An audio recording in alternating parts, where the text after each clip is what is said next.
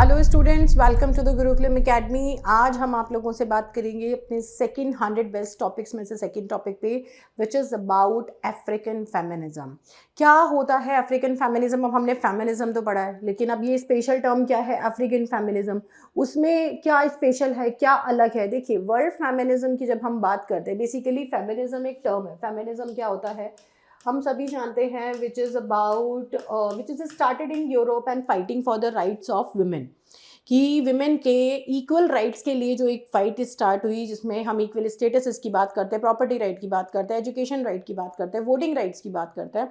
इस तरीके से जो ह्यूमन इक्वालिटी की बात की गई है, बेसिकली दोनों जेंडर्स की इक्वालिटी की बात की गई है, वो फेमिनिज्म था। तो इसमें हमने दो ही जेंडर्स को काउंट किया था। हमने ये कहा कि नहीं जी, दो ही जेंडर है, एक मेल और एक फीमेल, और इसमें हम बात कर रहे हैं फेमिनिज्म की, मतलब कि हम फीमेल की बात कर रहे हैं। लेकिन धीरे धीरे यही जेंडर्स जो हैं, हमने और भी जेंडर आइडेंटिफाई करे, थर्ड जेंडर, ट्रांसजेंडर, गे, लेस्बियन, तो हम उनको फिर क्वेयर में बोलते हैं। तो इसी की जो लेटर या पोस्ट मॉडर्न वर्जन जिसे हम बोलेंगे, वो क्या है? इसका post modern version is queer, जिसके अंदर LGBTQA+ ये सारी कैटेगरीज आती हैं। लेकिन फेमिनिज्म के अंदर हम किस किस की बात करते हैं? इसमें आ जाते हैं आपके वर्ल्ड फेमिनिज्म, क्योंकि वर्ल्ड लेवल के अंदर हम जब अलग अलग कंट्रीज की बात करते हैं, तो अलग अलग कंट्रीज के अपने अलग अलग इशू हैं। सबसे पहले इस वर्ल्ड फेमिनिज्म को हम केवल दो पार्ट में डिवाइड करेंगे। वो दो पार्ट कौन से हैं? उन दो पार्ट में आपका फर्स्ट पार्ट आ जाता है यूरोपियन, सेकंड आ जाता है कॉलोनियल। ठीक है, फर्स्ट पार्ट आपका आ जाता है यूरोपियन और सेकंड पार्ट आपका आ जाता है कॉलोनियल। अब इसमें देखते हैं यूरोपियन के अंदर आपके कौन कौन से नेशन हैं। यूरोपियन के अंदर जो आपके नेशन आते हैं, इसमें France, Germany, England, Italy, Spain, ये आपकी 5 कंट्रीज हैं जो कि यूरोपियन फेमिनिज्म के अंदर आती है। अब इसमें France, England, Spain and Italy, ये 4 ऐसी कंट्रीज हैं जहाँ पे actually women were subjugated, not in Germany.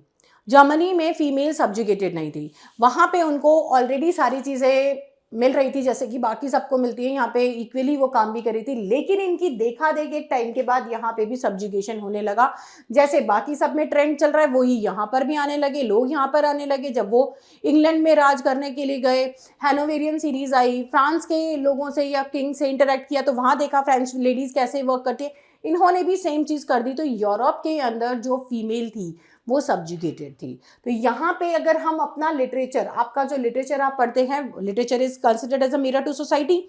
तो हम जब लिटरेचर पढ़ते हैं तो इसमें हम क्या देखेंगे कि आप जो लिटरेचर पढ़ रहे हैं, विच इज स्टार्टेड, हम कहाँ से लेते हैं? 4th century 5th century AD से ले रहे हैं। लेकिन इन सारी कंट्रीज में इटली का लिटरेचर सबसे पुराना है, which is BCE is old. बाकी सारी कंट्रीज का भी हम 10th या 11th सेंचुरी से ले रहे हैं, because that is the base. लेकिन उन सभी के अंदर female was second grade citizen, female were second grade citizen, वो सेकेंड ग्रेड सिटीजन है, वो फर्स्ट ग्रेड सिटीजन में या इक्वल ह्यूमन में माना ही नहीं गया। लेकिन जब हम वर्ल्ड लिटरेचर की बात करते हैं या इस कॉलोनाइज्ड लिटरेचर की बात करते हैं, जब हम बात करेंगे कि भाई कॉलोनियल लोग क्या कहते हैं, तो ये जो कॉलोनियल लोग हैं, इसमें कौन कौन से आ गया? इंडिया, अफ्रीका, कनाडा और ऑस्ट्रेलिया को मैं इसमें नहीं लिख रही हूँ, क्योंकि कनाडा और ऑस्ट्रेलिया वो लैंड्स थे जहाँ पे कोई सिविलाइजेशन थी ही नहीं।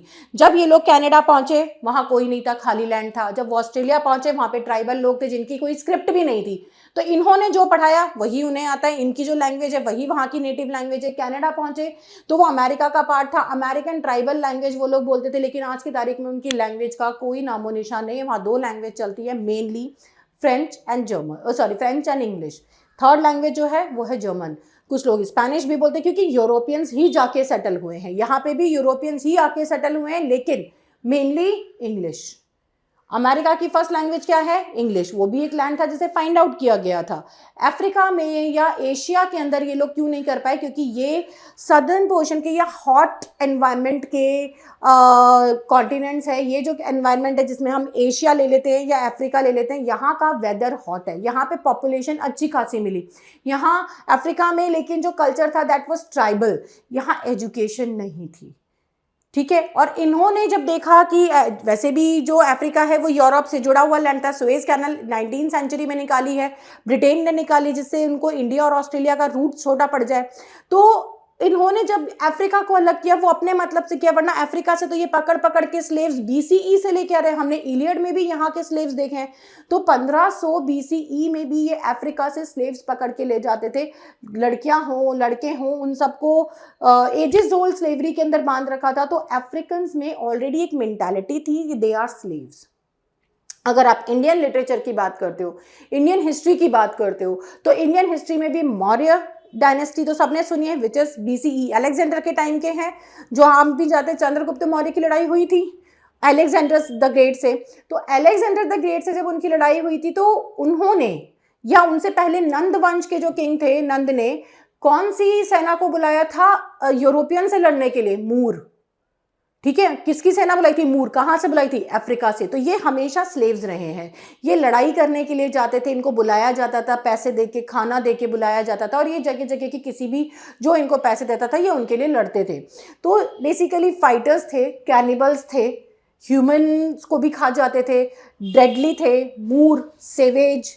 तो इन लोगों को बेसिकली बारबेरियंस के तौर पे जाना जाता था कि ये बारबर हैं, ये किसी को भी मार सकते हैं, कुछ भी खा सकते हैं। इन लोगों को इसीलिए ये लोग यूज़ करते थे स्लेव्स की तरह। तो हम लोग अफ्रीकन फेमिनिज्म जो कर रहे हैं उसके लिए मैंने बेसिक आपको फेमिनिज्म पहले समझाया, लेकिन अब इसमें हम इंडियन फेमिनिज्म क्यों नहीं ले रहे हैं या एशियन फेमिनिज्म क्यों नहीं ले रहे हैं? देखिए, इंडिया में फेमिनिज्म की ज़रूरत इसलिए नहीं पड़ी थी क्योंकि यहाँ पे हमेशा से इक्वल राइट्स रहे हैं, यहाँ पे हमेशा से इक्वालिटी रही है। तो यहाँ कभी फेमिनिज्म की जरूरत नहीं पड़ी। यहाँ फेमिनिज्म की जरूरत कब पड़ी? जब यहाँ पे इन्वेडर्स आ गए 11th सेंचुरी में, 14th सेंचुरी में, जब मुस्लिम अटैक्स हुए, उन लोगों ने जब कैप्चर करना शुरू किया, लड़कियों को उठा के ले जाना शुरू किया, तब थोड़ा सा उन्हें रिस्ट्रिक्ट करने लगे कि भाई ज़्यादा बाहर नहीं जाना। लेकिन कभी भी पढ़ाई लिखाई या इक्वालिटी के अंदर कोई कमी नहीं थी। बाद में जब 16th सेंचुरी के बाद अंग्रेज आने लगे तो उनका एक्सप्लॉइटेशन शुरू हुआ। बट आप 16th या 17th सेंचुरी से पहले का अगर आप इंडिया देखते हो तो उसमें केवल मुस्लिम इन्वेडर्स की वजह से लड़कियों को घर में रखना, पर्दा प्रथा शुरू करना, ये सब चीज़ें हो रही थी। बट उसके अलावा और कोई भी चीज़ यहाँ पे रोकी नहीं गई थी। इसलिए यहाँ पे फीमेल्स ने कभी अपने इक्वल राइट्स की आवाज़ नहीं उठाई थी। बाद में जब उन्हें रोका भी गया था तो उनकी प्रोटेक्शन के लिए रोका गया था, और वो एक ट्रेंड बन गया। क्यों? क्योंकि इस्लामिक कंट्रीज के अंदर या इन यूरोपियन कंट्रीज के अंदर वो एक लाइफ स्टाइल है कि फीमेल्स घर के अंदर रहेंगी, मेल बाहर जाएंगे। यहाँ पे तो एजुकेशन राइट भी नहीं थे, और हमारी कंट्री के अंदर कोई प्रॉब्लम नहीं थी। तो हम लोग जब कॉलोनियल लिटरेचर में पढ़ते हैं तो ये दो कंट्रीज का मेन नाम आता है आपका, या तो इंडियन फेमिनिज्म के अंदर या अफ्रीकन फेमिनिज्म के अंदर आपका ये मेन नाम आता है। अब इंडियन फेमिनिज्म के अंदर हम केवल 20th सेंचुरी को लेते हैं क्योंकि आज भी वापस हम अपने ट्रेंड को फॉलो ना करके हम उसी तरीके के चक्रव्यूह में घूम रहे हैं और फीमेल को सब्जुगेट करने की कोशिश कर रहे हैं। तो हम फेमिनिज्म चिल्ला रहे हैं। लेकिन अगर हम अपने बैक टू द हिस्ट्री या ट्रेडिशन को फॉलो करते और फिर से हम ऑलरेडी अपनी इक्वालिटी, अपनी सभ्यता को लेके चलते, तो हमें इंडियन फेमिनिज्म के नाम की कोई चीज़ नहीं होती। अब आते हैं हम अपने सेकेंड चीज़ के ऊपर, which is about African feminism.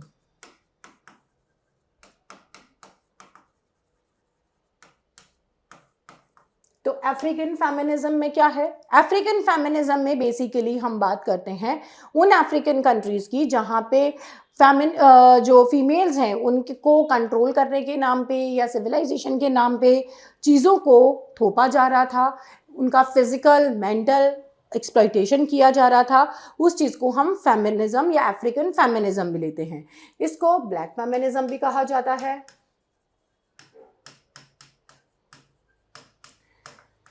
क्योंकि we are talking about African, तो this is for the black women, this is for black African. यहाँ पे वाइट्स या यूरोपियन भी रह रहे हैं। तो ये ब्लैक अफ्रीकन फीमेल के लिए जो इक्वल राइट्स की या जो लिविंग राइट्स की बात है, एजुकेशन राइट्स की बात है, ये उसके लिए फाइट है। सेकेंड थिंग यहाँ पे आता है फेमिनिज्म, जो कि एलिस वॉकर की टर्म है।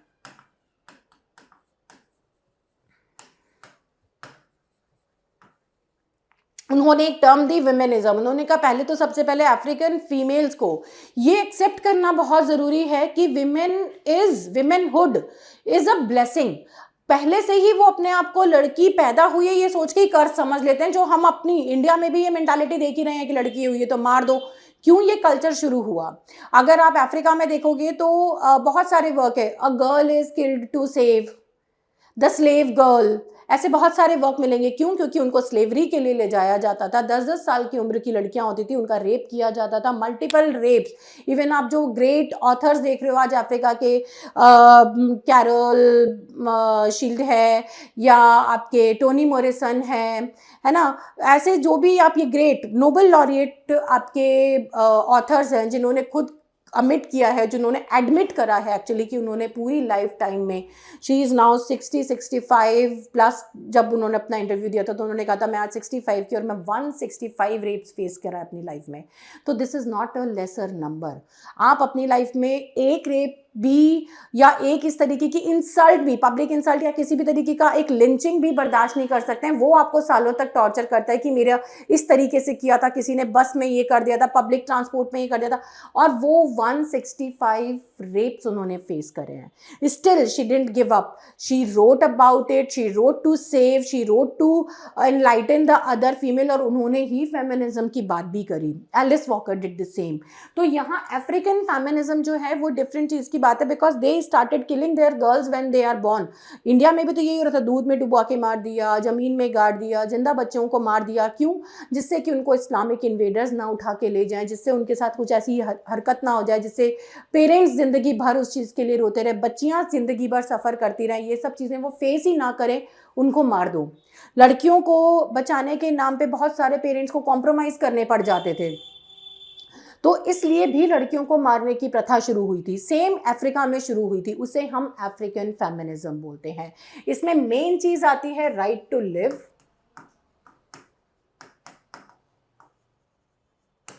And right to education, right to freedom,